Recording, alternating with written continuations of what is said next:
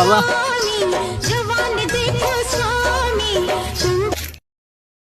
शंभर बाबा, माझं लग्न कधी होणार आहे?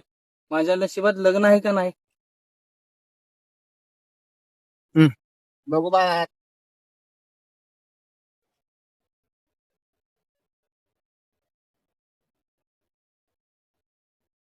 बाळा, तुझ्या नशिबात लग्नाचे 2 योग लिहिलेले आहेत. पण पण काय हो बाबा? अरे, लहानपणी तू भांडी कोंडी खेळताना ते लग्न करून टाकलेत.